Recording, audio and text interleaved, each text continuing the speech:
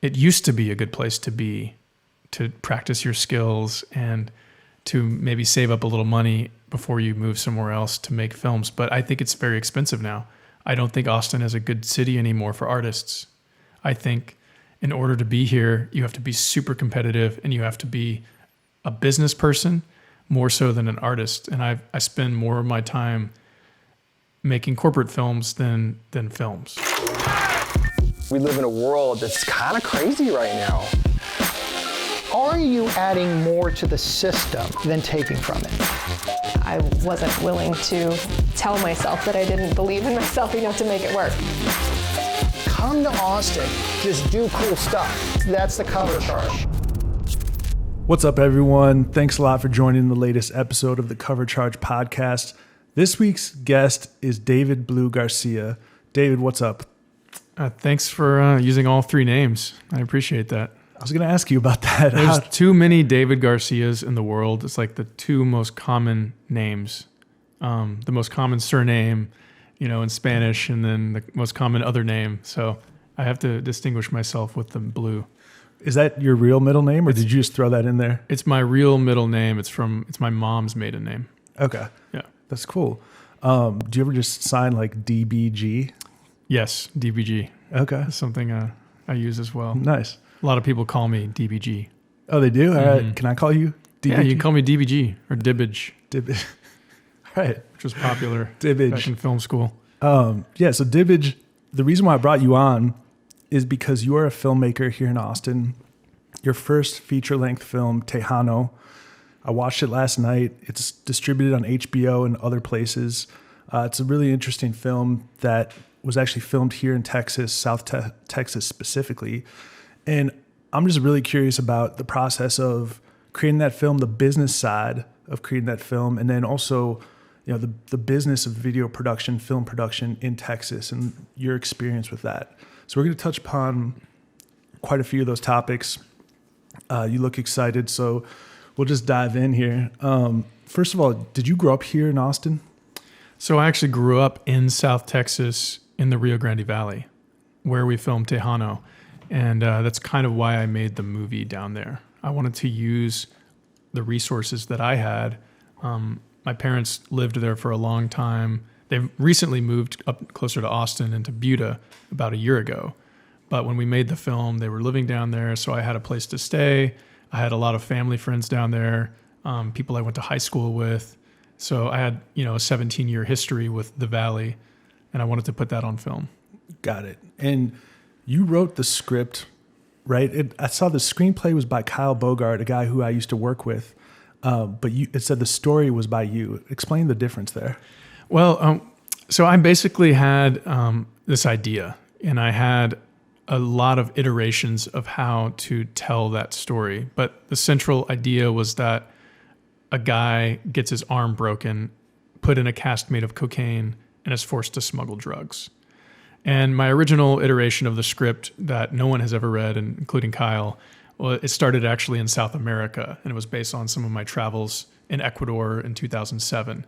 And then the story continued and, came back to Texas.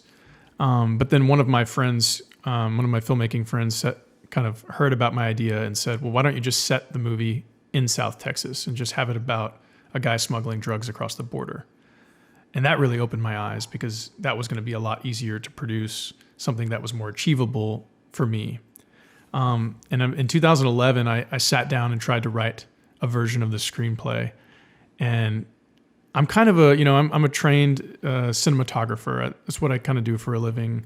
I was also directing a lot of, small commercials and web content and stuff like that. So I think my principal skills have always been on set and telling stories visually and knowing how to take a script and make it good. But I had never tackled script writing on its own.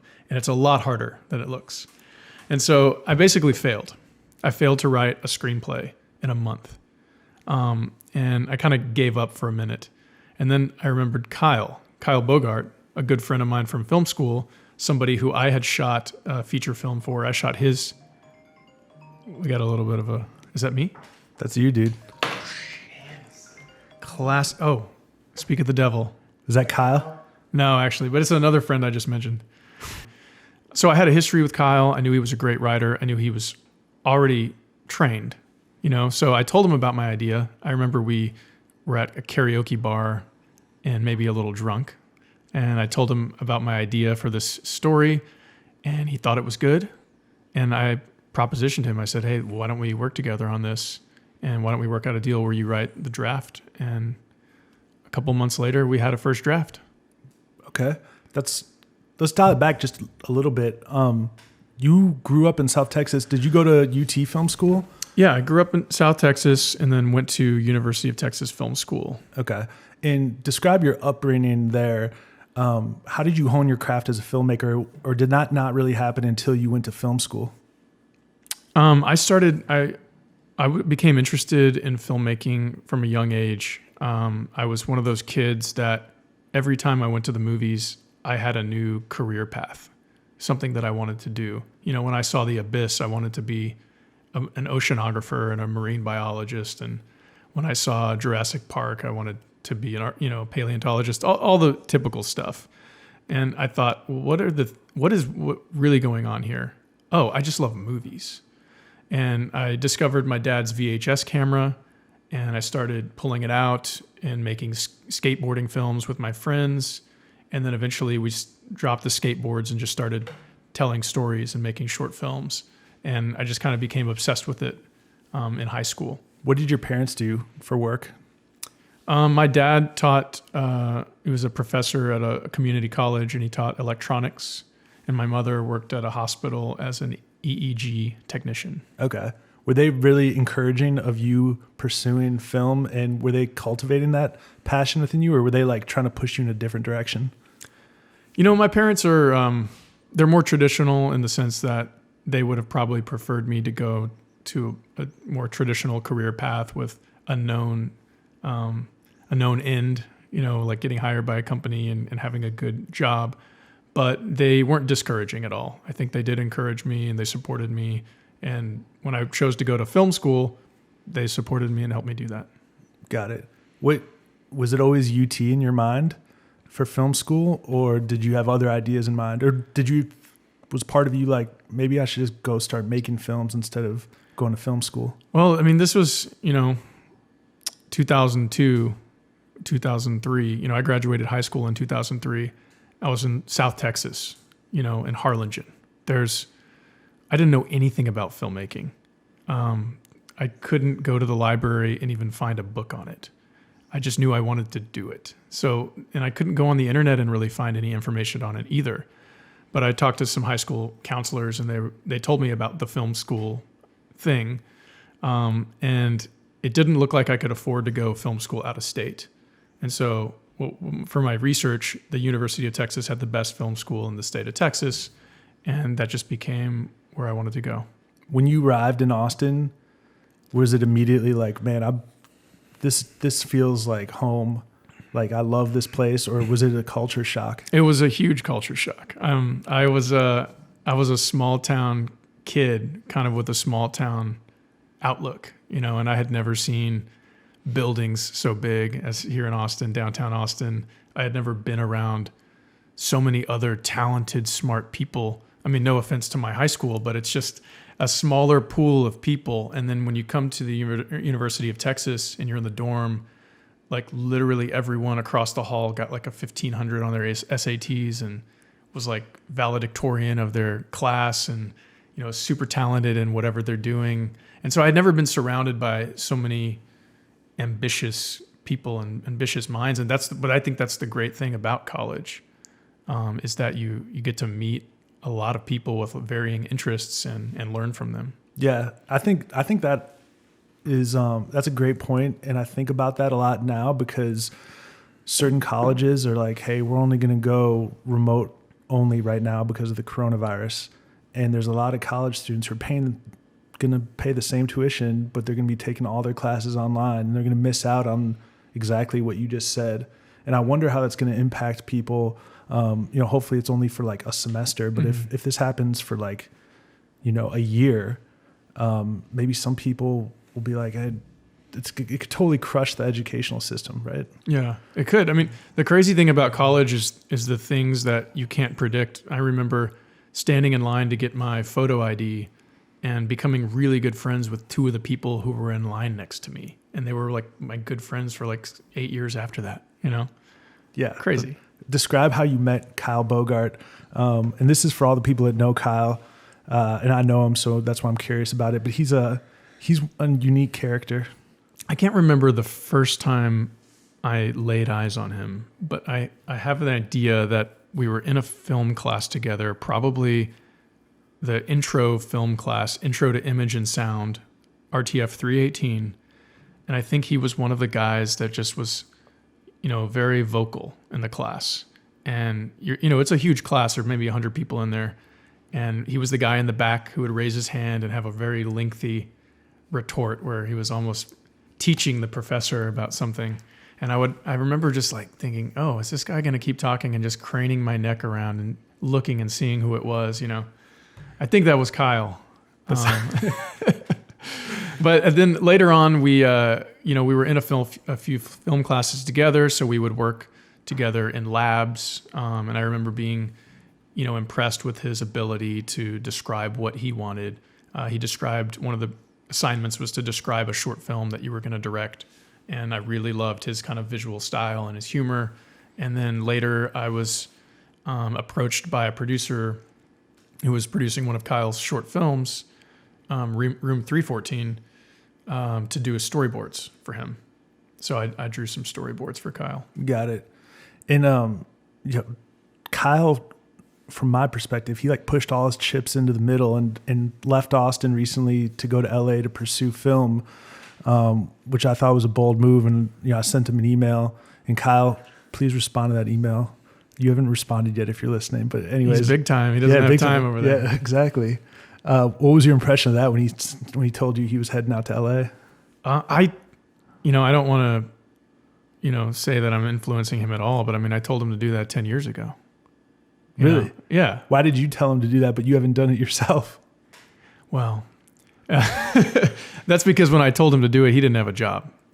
He wasn't working at Flow Sports. He didn't really have a lot going on in Austin at the time, and he's been very successful since. But I was encouraging, like he was, I think, a talented writer even then.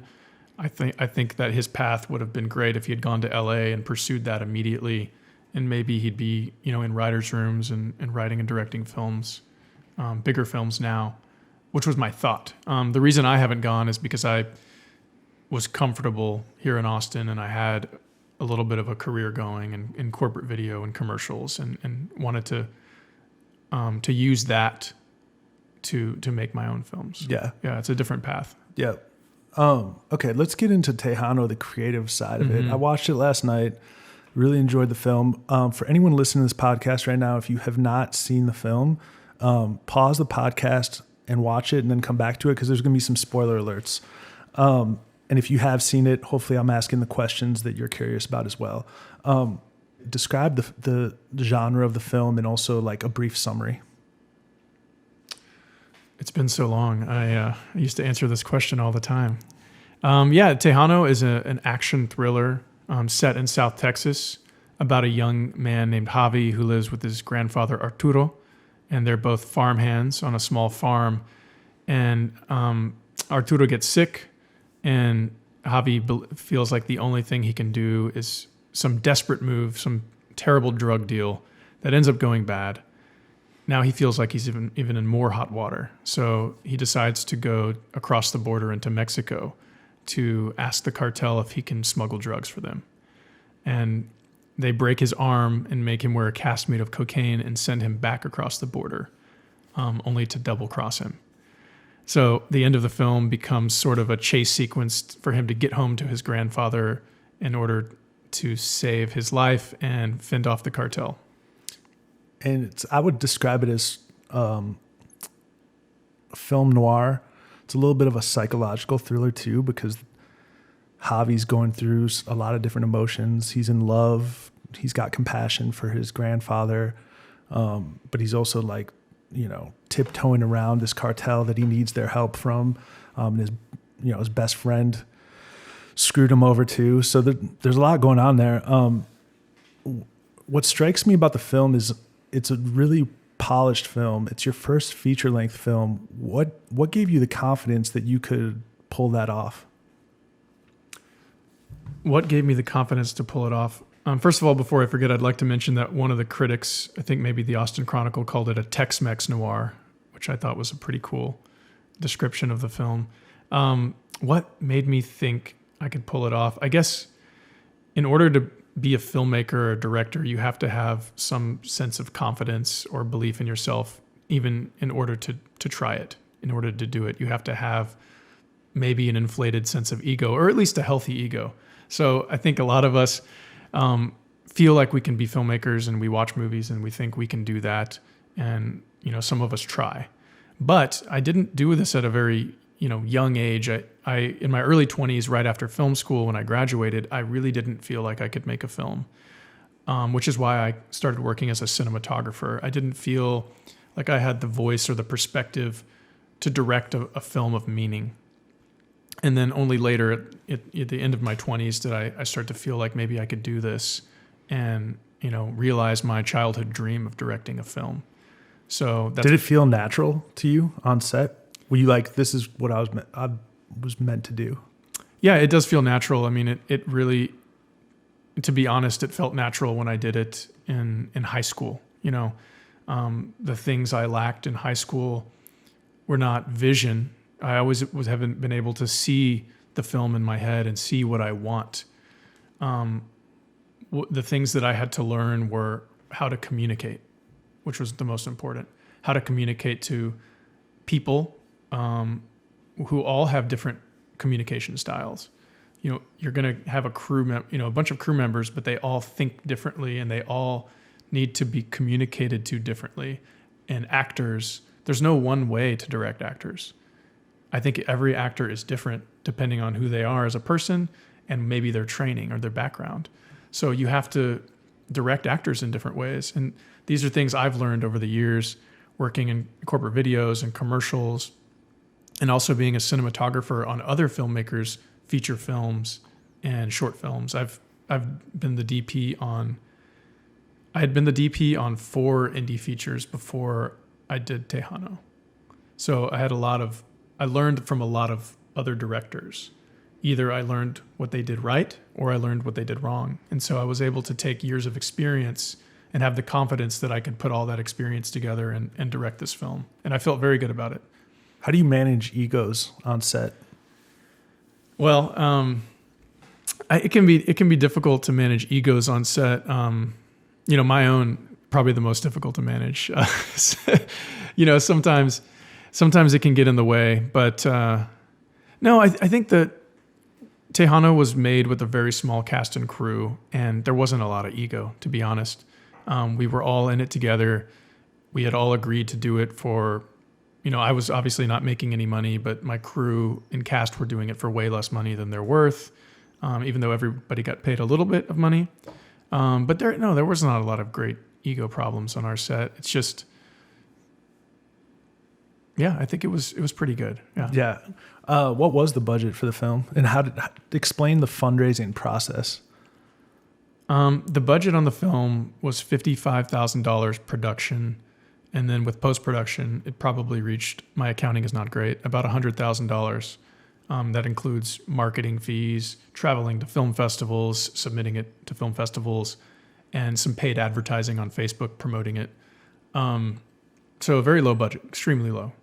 And we got it in the can for $55,000. The fundraising is sort of a long story, but to be brief, I ended up paying for quite a bit of the film myself. My mom gave me $10,000, and I raised $10,000 on an Indiegogo campaign just before the film was made. So I ended up paying for the rest out of pocket, and that savings. So what I used, I started out in this business with a Canon 7D that I bought with all my money in 2009, 2010 or whatever it came out. And I took that Canon 7D and I turned it into a Red, and I turned it into a light kit, and I built a small business out of it. And I've used corporate video here in Austin and commercials here in Austin as sort of a patron. And I've taken a lot of the money that I've made doing corporate videos for companies, and I've saved it and I've invested it in my film. So that's how I made the film. Okay. It's interesting you said your mom gave you $10,000. When my brother was fundraising for his film, 7E, a bunch of family members gave him some money, and we told him I think it was a Christmas present. And I remember calling him. He was in upstate New York on Christmas, and he had just found out that I had given him some money along with other family members for the film. And he got choked up. And it was really emotional for him because there was this huge labor of love, behind the scenes. No one even realized how much he'd put into it. And for him to get the support from family got super emotional. And then I had a similar feeling, and I haven't told anyone this. When we launched Third and Lamar 2 weeks ago, the first person to subscribe was my dad.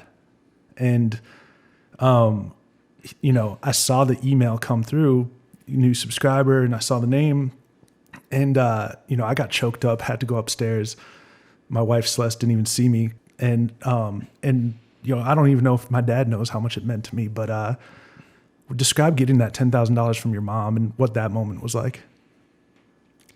Well, I don't think the moment itself weighed on me very heavily. I was about to make the film. Everything was moving so fast, but definitely years later, when the movie was finally finished, finally come out, we took a few years in post-production to make the film because I was paying for it, right, out of pocket. So I was working and paying for it, and it was a slow process before we released it.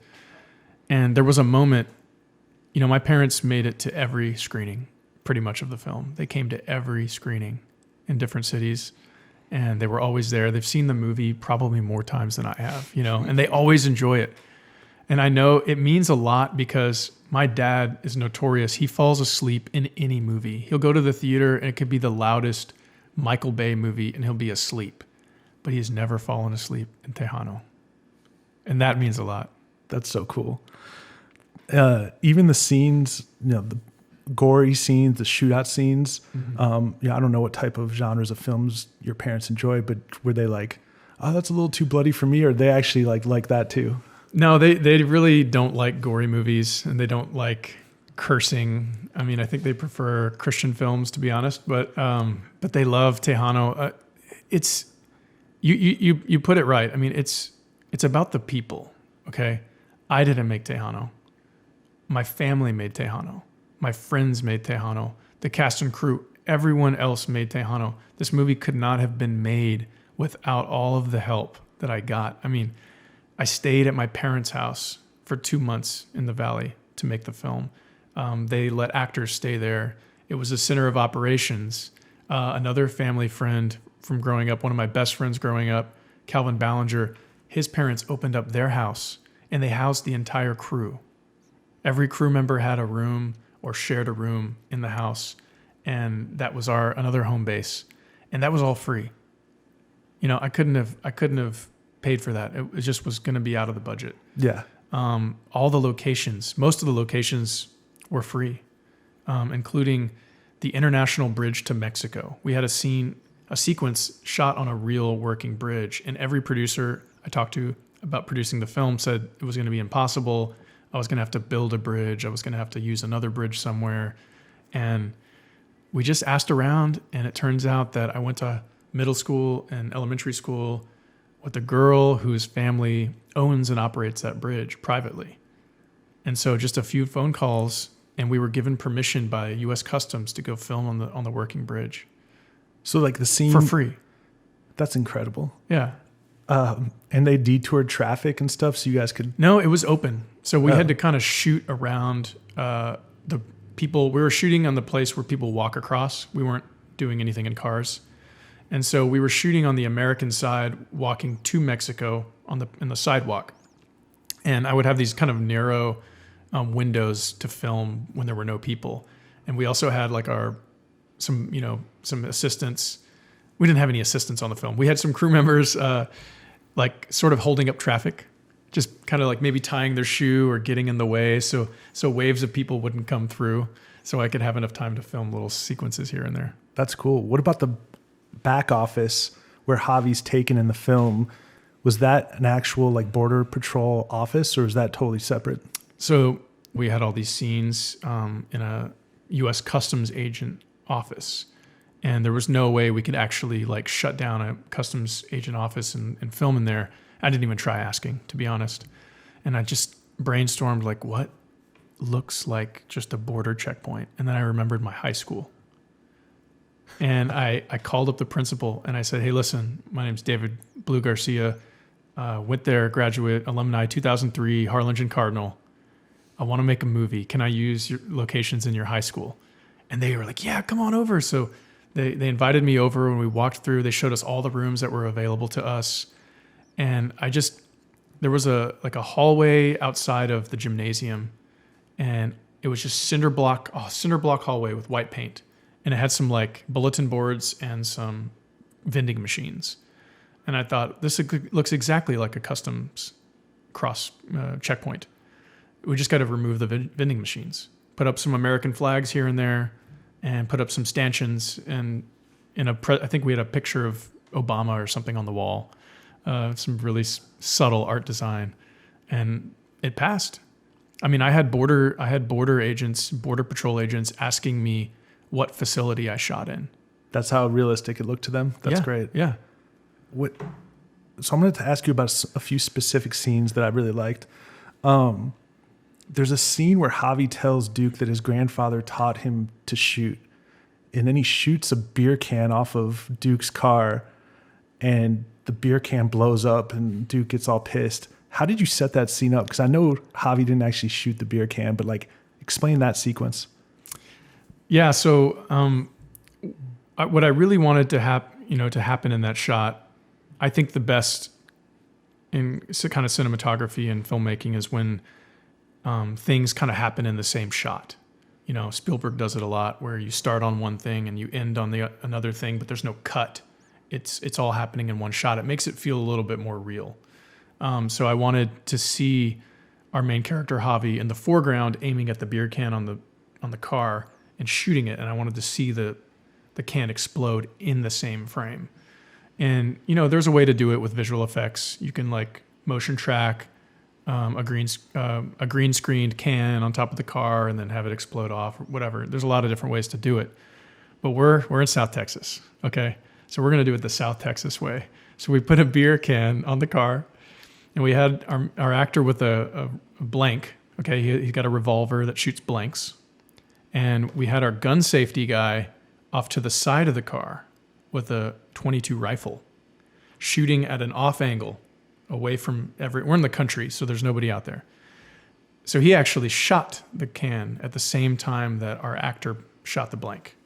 Did he have like a infrared tracker? Because like that, even with a .22 rifle, I don't know how far he was away, but that's hard. He's just a good shot. He was about he was about as far as me and you on this table. Okay. So that wasn't that difficult. No, because it looked like there was nobody around. It was probably about 10 feet.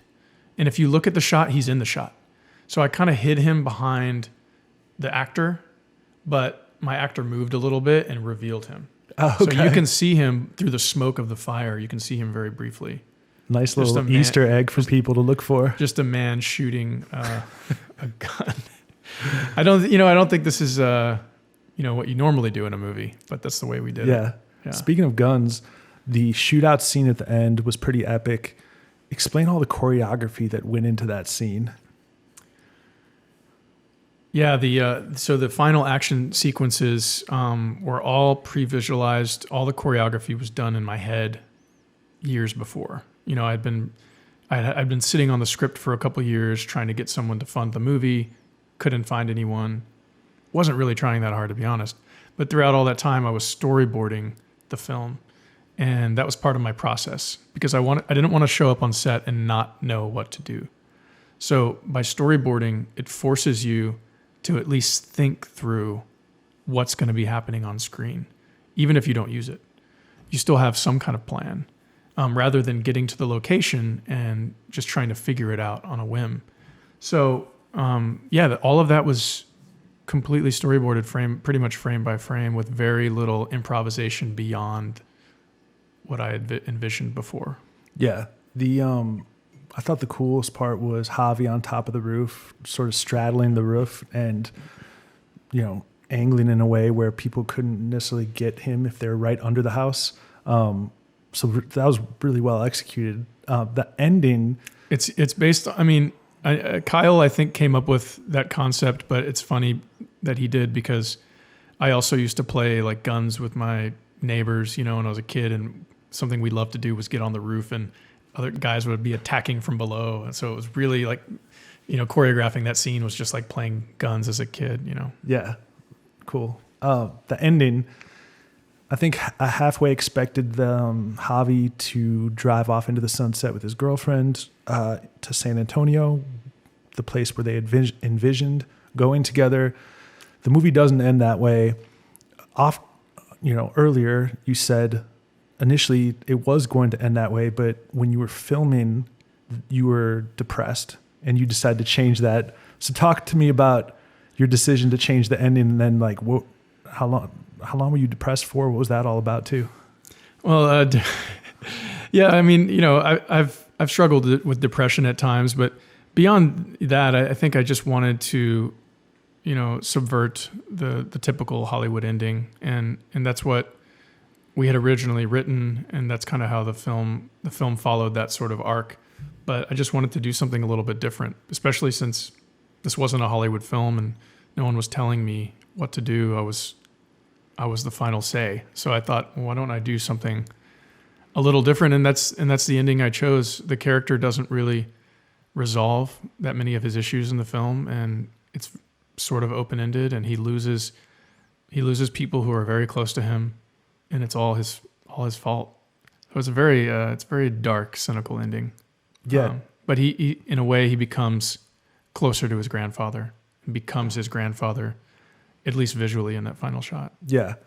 And the song that plays at the end, I think that's the first Spanish song I learned when I took Spanish classes in like elementary school. So it's like sung in a very different way. It's almost like the song "Hurt" when it's sung by Johnny Cash. It was like that kind of remind me of that.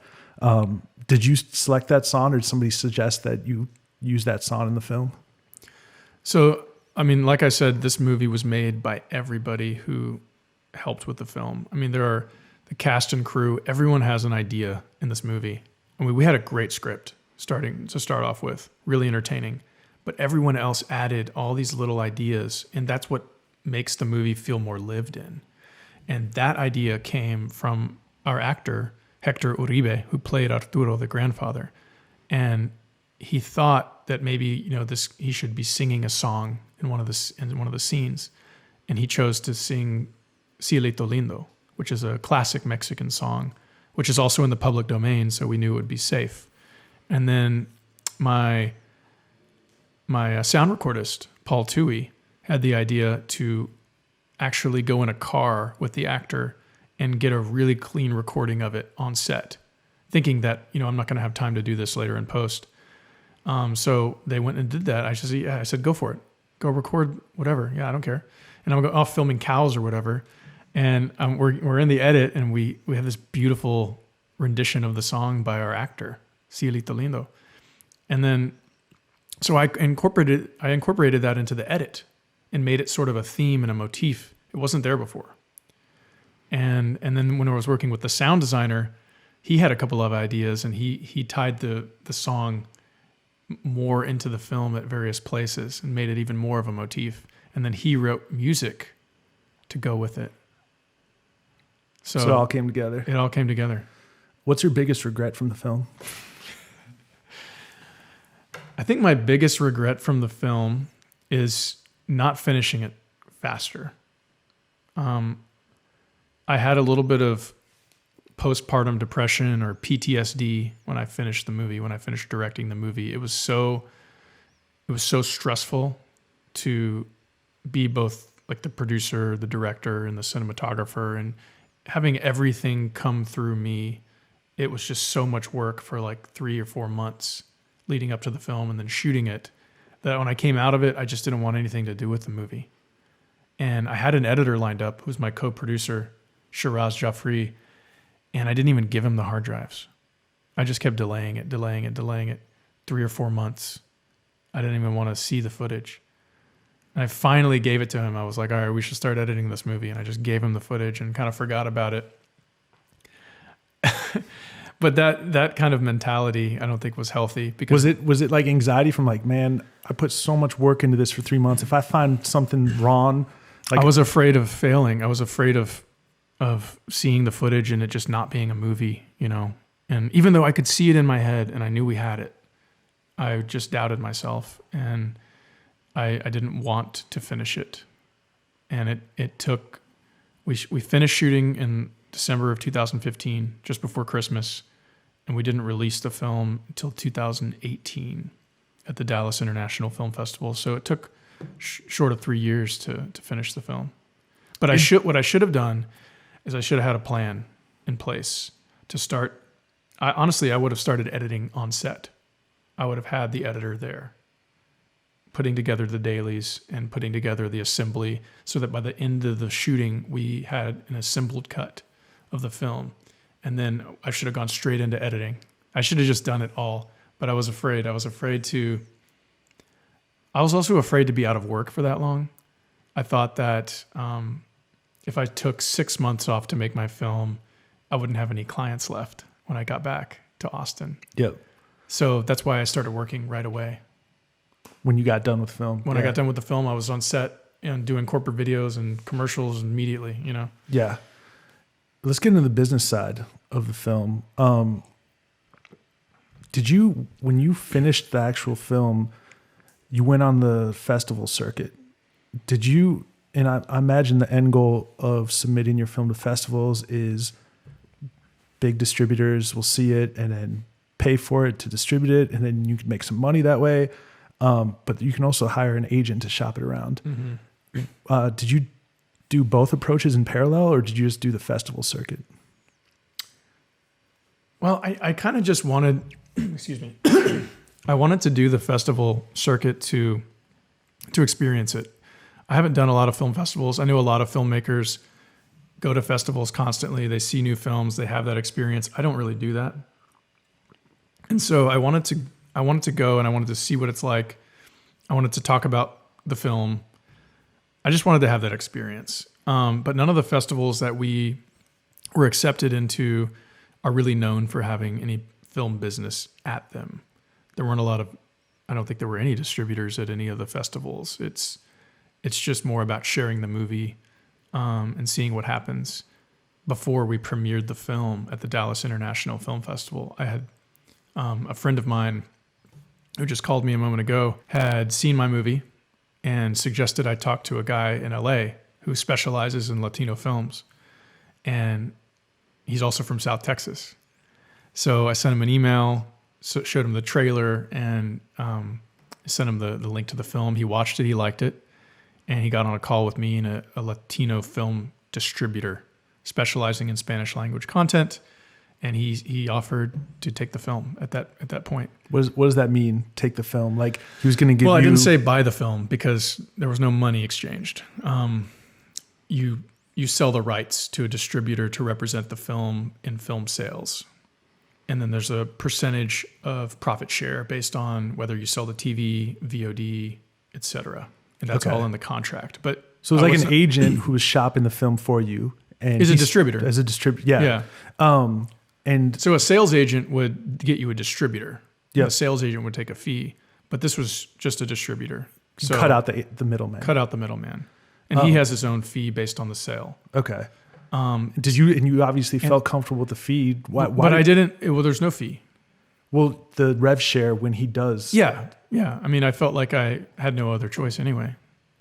I tried to negotiate, and I had no grounds to negotiate at all. He was like, "No, this is my fee here," but I actually didn't sign with him until a few months later. Not because I didn't want to. I was just dragging my feet on it, in the same way that I drug the feet on finishing the movie. I wanted to take it to film festivals, and I wanted to have that experience.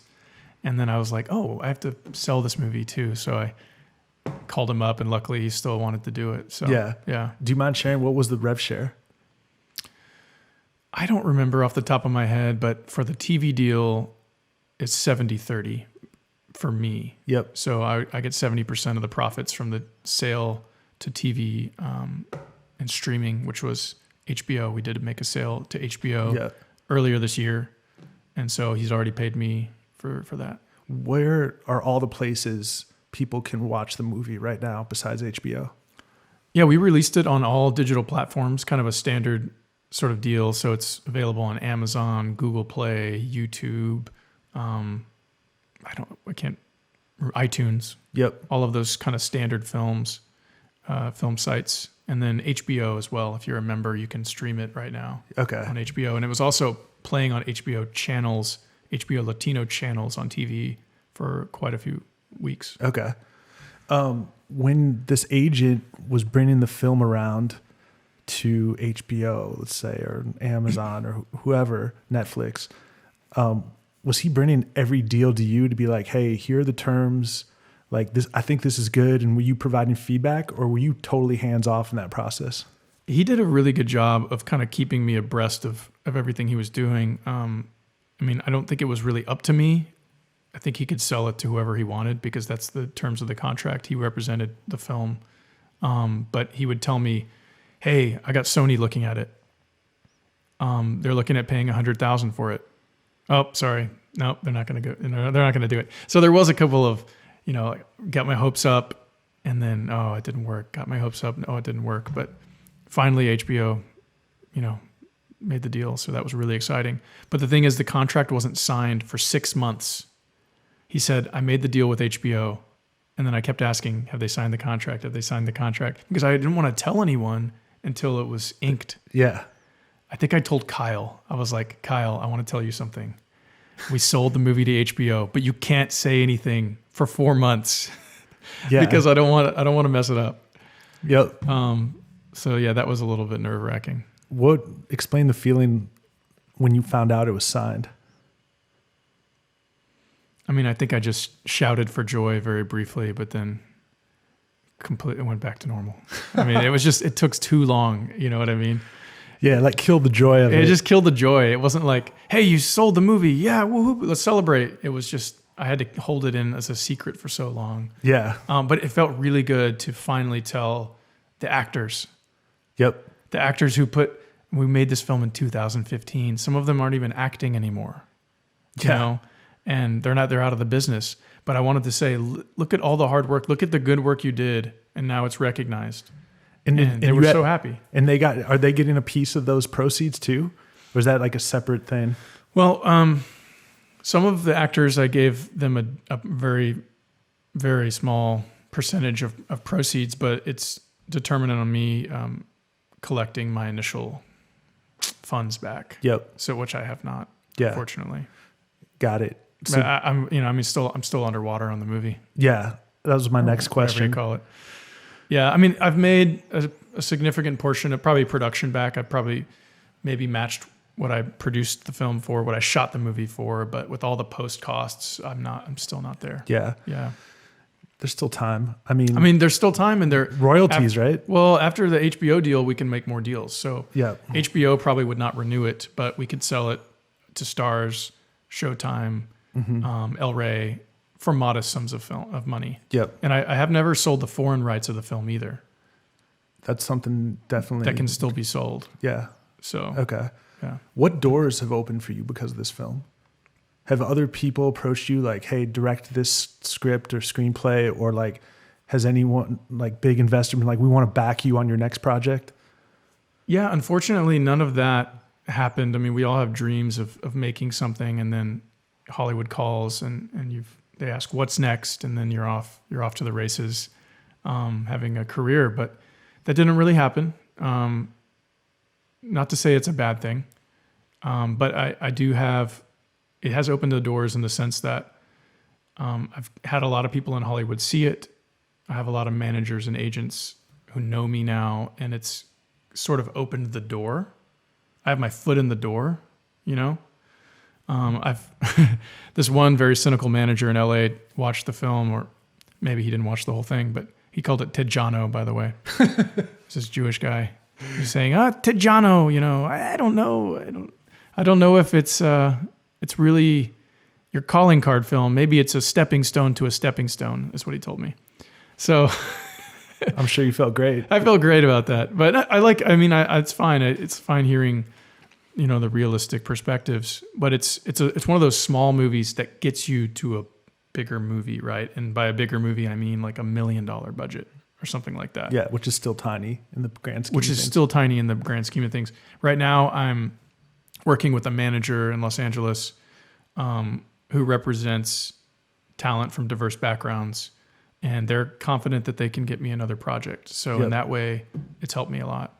Got it. Do you ever feel pressure to move to LA? Do you feel like that would accelerate your career? I mean, you gave Kyle the advice, he's there. Is that the first step? Like, Kyle, how's it going for you? If he's doing well, you're like, all right, I'm joining you. Well, I think I'm a bit conservative, and that's why I've stayed in Austin, closer to family and closer to the business relations that I've made here. I haven't felt pressured to move to LA. I think what that it will end up looking like for me is still doing the same thing I'm doing and spending more money. And so I think I'm able to make those connections to LA from here. And I think I've been doing that. And now I have representation in LA to represent me there. As far as the pandemic goes, people are more open to doing Zoom calls and talking on the phone rather than doing in-person meetings. So that'll help me as well. Yeah. But I would like to move to LA one day. I would like to just have a reason to be there though. Yeah. And I don't want to go there and make corporate video like I do here. Sure. I just want to go there and make movies if they're calling me to. Sure. Have you read the reviews to Tejano? I spent some time last night looking at like Rotten Tomatoes and IMDb, and I'm curious, as the director, if you look at that, and if you do you put any weight on that? I'm always interested I'm very collaborative, so I kind of made the film with a lot of people, and I heard a lot of people's opinions about things, and I incorporated some of them, and I did a lot of test screenings for the film. So when I was editing the movie, I did about 10 test screenings at my house where I would invite friends and people who weren't even filmmakers to come and watch the movie, and I did these feedback sessions. And then I just kind of figured out what was not working for them, and then I would just keep re-editing and re-editing until finally no one really had anything to say anymore. And that was kind of my way of thinking, okay, well, I've made it the best it can be, and I need to finish. And so I do appreciate people's opinions, and I've probably read all the reviews, even the audience reviews. There aren't that many. And I could see, when people are just being supportive, and then I can see when people don't know who I am, and those are the most raw, and so there's definitely some negative reviews out there, which is fine. Yeah. I know the movie is not for everyone, and I don't expect everyone to respond to it like it's the greatest thing ever. Yeah. I think, Tony Stolfa, other co-founder of Third Lamar, and Heather, Tony's right here. But when we debuted the Originals episode of the National Bureau, which the Originals is our documentary series, I showed it to my mother-in-law, and I had to keep in mind that she's not necessarily the audience that we're going for, and to keep that in mind, and just. Yeah, you have to have thick skin about things. And if you go in knowing that what you're doing isn't for everyone, then I think you can brush things off easier. Yeah, but I get a lot of reviews that aren't written online. They're just people, like random people on Instagram who I don't know, that just message me and say, tight movie, bro. Just like, really dug it. And that really means a lot. I get phone calls from people. I got a phone call from some octogenarian in Florida who wants me to make a film about his life story as a Puerto Rican cop in New York City in the 70s. And he knew like Frank Serpico and stuff like that. And I'm just like listening to these people. I'm just talking to these people on the phone because they saw my movie on HBO or whatever. And it's kind of crazy. Yeah. I had one guy message me on Facebook that he was working with the Wu-Tang Clan last summer, and he watched the movie with them, and Old Dirty Bastard like watched most of it and dug it. ODB loves it. Yeah, ODB loves it. So it's like, It's crazy how many people are able to see something once it's online. Yeah. I'm by the way, I'm that guy. I was watching this branded film that a director put together for Square, like the payment processor. And it was about this guy, I think it's called, the movie or the little short film's called Yasin Falafel. And it's about a guy who immigrated, I think, from Syria and launched his own falafel food truck in Tennessee. And he, you know, it's not directly about Square, but he used Square and Square funded it. But I loved the film, and I sent a message to Mo Gorgistani, I think is the director's name, and he responded pretty quickly, and he was like, how did you hear about this film? It'd been out for a couple years. I don't even know how I found it. I think Vimeo had like posted it or something. But I told him how I found it, and I was like, yeah, you know, if you're ever in Austin, it'd be cool to catch up and grab a coffee. And that's where the conversation ended. I think he'd probably gotten hit up by so many people who liked it, and then they wanted to like form a relationship that he was probably like, nah, I can't do that anymore. But it didn't hurt my feelings. I thought it was kind of funny. But so I understand people hitting you up on Instagram and you being like, oh, hey. I mean, it's really cool. Yeah.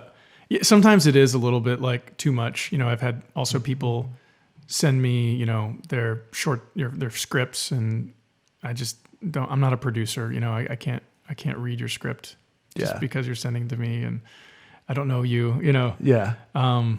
So there's been some stuff like that where I've had to kind of ghost on people. Yeah. Or say thank you very much and just leave. Yeah. Fade to black. But I mean, that's something that I always think about, you know, as filmmakers, we talk about supporting other filmmakers all the time, supporting artists. And honestly, we don't all have the ability to financially do that all the time. We can't all donate to everybody's Indiegogo and Kickstarter. But one of the best things you can do is just leave a supportive comment on their YouTube page. Yep. Send them a personal message. Send them an email. I just got an email today from a local filmmaker, Dan Brown, saying he watched Tejano and really enjoyed it and appreciated what I did. Yeah. And that means a lot. Yeah, definitely. Let's talk about the film business. There's so many subscription video on demand services right now. There's, excuse me, obviously Netflix, Amazon, Quibi. I think NBC's launching Peacock. There's Hulu, you know, Disney Plus, Apple TV Plus. You'd think from the outside looking in, you'd think this is the greatest time to be a content creator in the history of the world. There's so many places that are funding content, buying content, that there's the opportunity has to be plentiful. Is that the reality? Is that how you feel? I mean, I haven't personally experienced the opportunity yet. So from my limited experience, I don't see any more opportunity than there was before. But from what I hear, yeah, there is. There's a lot more creative and narrative content being made in Hollywood for all these platforms. And I'm always shocked when I log on and I see all these like high quality TV shows that are just released in one big lump on Netflix. And it's 10 episodes that are so much money, you know, going into it. There's like these period pieces and things, and they're really good. And I always think, who has time to watch all this stuff? Where's all this coming from, you know? So there must be opportunity. Yeah. That's a great thing. But you, when you speak to friends who are other filmmakers, they're like, yeah, they feel the same way. Like, or is it, yeah, I just, from my perspective, my brother's in film in New York. It's obviously a different time now because most productions are shut down. Yeah, when we're talking about it, I don't think we're talking about current pandemic times. I think we're just talking about in general normal times. Yeah. But yeah, there's a lot of stuff being filmed there, but I don't know if it's any different than 5-10 years ago, maybe 15 years ago. I could be wrong. But yeah, I think there is time now because people are stuck at home to watch all that new content. But it'll be interesting what it looks like 12 months from now. How many of those platforms still exist? And then what are they filling their time with? Because there's no production happening right now. I mean, there's still a lot of films, a glut of films, I'm sure, that are in post-production, being finished up and about to be released on the market, and we won't see the true gap until later. Yeah. One thing I was reading about in the film industry is that I guess the Universal released Trolls World Tour direct to VOD. It pissed off AMC. AMC's not going to distribute any Universal films anymore. Do you think that exclusive theatrical runs are going to cease to exist? Or how do you see that happen, that changing in the future? I mean, this is getting into, speculation that I'm not even really that educated on, but I have read a little bit about it, and a couple of authors have predicted certain things that are the future of the industry. One of which that stuck with me was that we might start seeing some of these theatrical chains being purchased by the bigger powers, like Disney or Amazon, or Apple, and then they're going to make these theaters into more of an experiential thing. So you might go to a Disney-owned theater and watch Disney movies, but there's way more to it than that. Maybe there's a mini theme park ride in it. There's a Disney store. There's like a cafeteria, a place to hang out. The whole thing is going to be an experience, kind of like the Alamo Drafthouse has here in Austin, has the highball. They have bowling and dancing and all these other things. Maybe the theaters will start to go in that direction, because that's something that you can offer. The social aspect is what you offer at a theater rather than, watching a movie at home. Yep. Yeah, that could be interesting. And I think Alamo's kind of proven out that if you have a premium experience, people will pay more for it too. Exactly. Yeah. I mean, I love going to the Alamo more so than just going to a normal movie theater. And the only reason I would go to a normal movie theater is if I couldn't get into the Alamo. And honestly, you can go see like a movie middle of the week and just be the only one in the theater at an AMC sometimes. Yeah, good point. For people who don't know, what's the film business like in Austin? I mean, there's obviously Linklater and Robert Rodriguez are here. South by Southwest Film has given the city a bunch of publicity. Is this a great place to be a filmmaker, or do you still think it's like a second tier place compared to bigger markets, especially on the East and West Coast? Yeah, I mean, I don't think it's a great place to be a filmmaker. I'll just say that. I think it's a place to be a filmmaker. I think, let's see, what am I trying to say? I think the film business is still in Los Angeles, and it's not here. And the stuff that's being produced here or funded here is very small stuff, and very, very little of it makes a big impact. We have a lot of really talented filmmakers in Austin, and we've seen them be successful in Sundance and Tribeca and all sorts of film festivals, and some of them have made a big name for themselves, but then they've also moved to Los Angeles. I mean, we had Kat Candler here for a while, and then after the success of one of her first features, she moved to Los Angeles and has had a great career directing television out there. So a lot of people just move away. I think it's almost like if you reach a certain point, you Kyle Bogart and move off to LA, so we can't all be Kyle Bogart, but this is Austin is an incubator, you know what I mean? So I think it's a good place to be. It used to be a good place to be, to practice your skills and to maybe save up a little money before you move somewhere else to make films. But I think it's very expensive now. I don't think Austin is a good city anymore for artists. I think in order to be here, you have to be super competitive and you have to be a business person more so than an artist. And I spend more of my time making corporate films than films. So, and you're talking about the cost of living here. The cost of living went up. Yeah. Yeah. And do you feel like that's correlating with like the character of Austin too? Yeah, I think the character has changed. I've been here 17 years now since college. And I mean, even 17 years ago, you talk to somebody who was here in the 90s or the 80s or the 70s. I mean, it's changed immensely. But even 17 years, it's become more and more and more corporate than it was. Yep. And it's like, some people describe it as a mini Silicon Valley. I mean, you could see it in the real estate prices. Yep. The cost of living has really gone up. So it's not a good incubator for artists anymore. If you want to be an artist, maybe you should live in a small town outside of Austin or a small town outside of a big city and work on your art, live cheap rent, because you don't need to be in the middle of the business to become an artist. You do all that work before. and then you go to the business and say, here's who I am, here's what I have to offer. And then you can move to Los Angeles. Yeah. That's been my theory, right? Because if I had gone to LA in my early 20s, maybe I would have been successful, but maybe I wouldn't have been. Maybe I would be like some of the people I know who went there and didn't do anything, So Yeah. Are you thinking about leaving Austin, not to go to LA right now, but like to live in that small town? I mean, that would be smart. I would save a lot more money.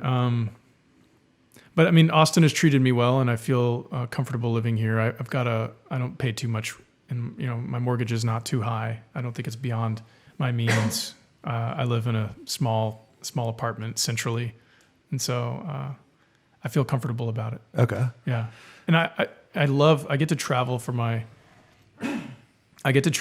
job quite often. Like Tony Stolfa, I'm sure he probably travels way more than me, but we get to go to really cool places. We get to shoot really cool things. So, I mean, I get that experience of being elsewhere often, so I don't really miss it. Yeah.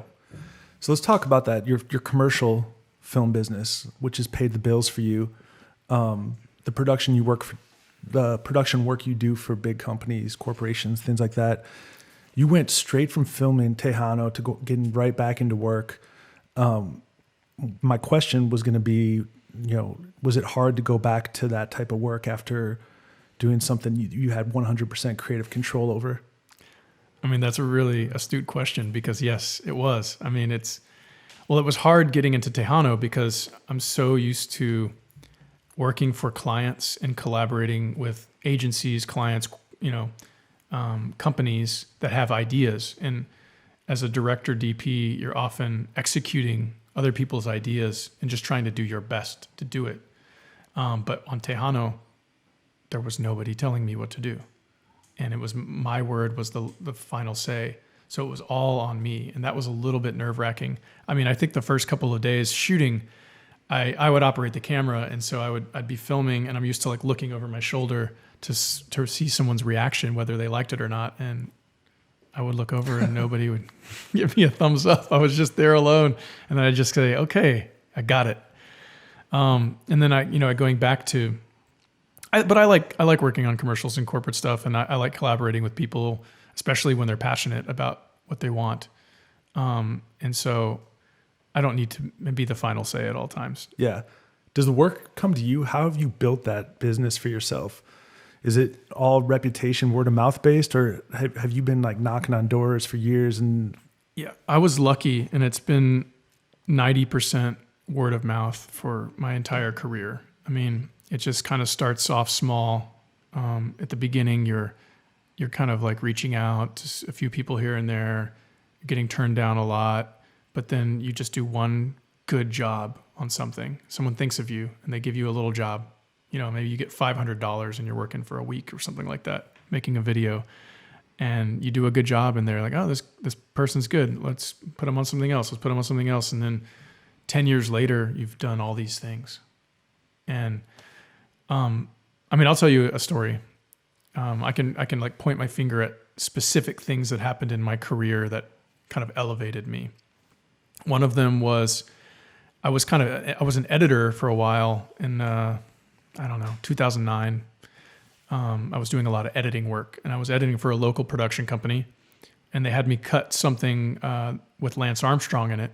I think it's before he was, ostracized from the industry. He was still pretty famous. Mm-hmm. Not that he's not famous. And I uploaded the rough cut to my personal website, and I sent it to the client to approve, and then they sent it to Lance Armstrong to approve. And he just tweeted, he liked it, so he just tweeted the thing on his Twitter, and it went to my personal website where the video was hosted. I mean, he had hundreds of thousands of followers back then, maybe 1 million, I don't know. And so it crashed my website because I got so many hits that day.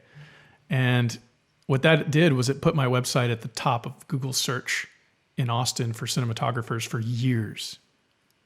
And I was like the top dude for a long time. Since then, I think I'm on page 2 now because I haven't put much work into my SEO. But basically, that made me so visible, and that brought me a lot of work. And that's just such a random thing, you know? Was it ever more than just you, or did you ever hire full-time people to join David Blue Garcia Productions? Or does it always like, on this project, I need to hire these people, and it's just like a contract thing?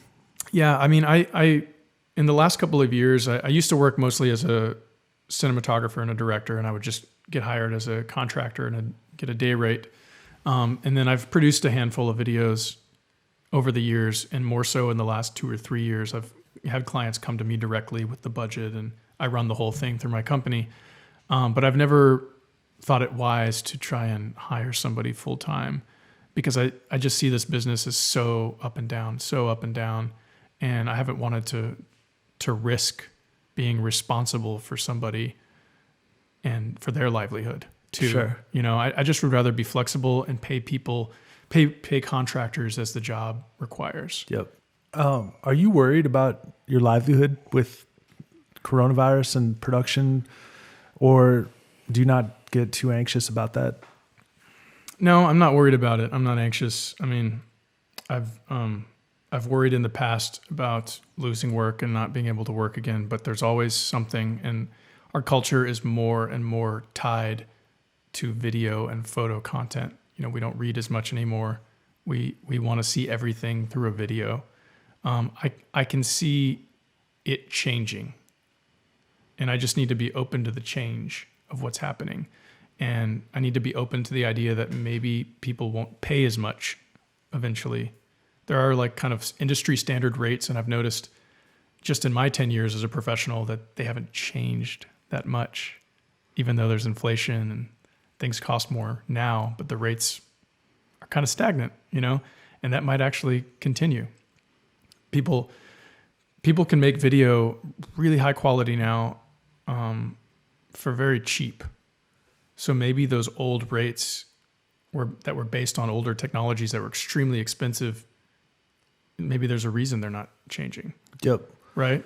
And there's so many people, so many talented people who are able to make high quality content now. I mean, kind of the standard gaffer rate for a long time has been about $550 a day, maybe $650 on a big commercial. And that's been sort of the same for 10 years. And also when I was a camera operator, like in 2008, 2009, I would often get $500 a day to do basic things. And I get called for that all the time still, even by some of these companies that should have kind of, you know, grown beyond that. It seems like they feel like they can only afford to pay sometimes $500 for a camera operator on something. And that seems surprising to me, since it's such a technical job, and you know, it takes some knowing. I think the thing that's more confusing now is the day rate for a cameraman or a camera person with their gear. You know what I mean? So maybe the rate is the same as it was 10 years ago, but they expect you to have way more gear. Now you have to throw in a $20,000 camera package, all your lenses, a tripod. They want you to have a gimbal. They want you to have a Movi gimbal or Ronin. They want you to have a drone of some sort, you know, an easy rig. You know, they ask you if you have all these things, and the rate is the same. You're just expected to have these things now. Yeah. But whereas before, and I've worked with a lot of older people in the business who were working in the 90s, and they're talking about how they used to get $2,000-$3,000 a day back in the 90s, you know, because they were coming with these like $100,000 camera packages. Mm-hmm. And now people want to pay for an ARRI Alexa camera package, you know, $500 a day with super speeds. It doesn't make any sense. Mm-hmm. But you can rent it. You know, you can go to LA and rent an ARRI Alexa camera package with super speed lenses for $500.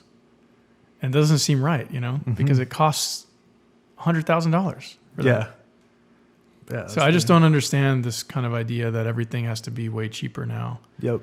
And it's something that as freelancers, something we need to be conscious of to make sure that our rates are fair for everyone else too, because what we work for contributes to that.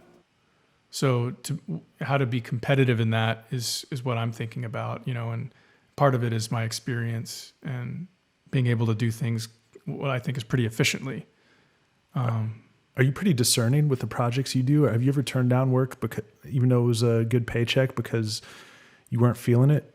Yeah, I've turned down work a lot. I've turned a lot of work down. Sometimes I turn down work just because I feel like I'm not mentally there for it. Like either I'm burned out. I mean, you've probably burned out before, right? We've all burned out. And I don't want to burn out on a project. So I'll turn down some things sometimes to give myself a break, even though I know I'm losing out on money. But I want to do the best work that I can for a client. So I try not to burn out. Yeah. You're working on another script now. And you know, where are you at in that script? And like where, when you feel burned out or you go through a spell of depression, like how do you get back into it? Even with Tejano, you said like you didn't want to see it for a while. And then there was a period where you did like 10 screenings and you obviously didn't mind looking at it then. How did you get back to that place? I mean, I think for me, it's just stubbornness and, you know, having to finish something that I started and not wanting to give up on it. I mean, I just have to finish things and I have to do the things I say I'm going to do, which is part of how Tejano got made. Is I told people I'm going to shoot it next year. And I kept telling them for a year that I was going to shoot it.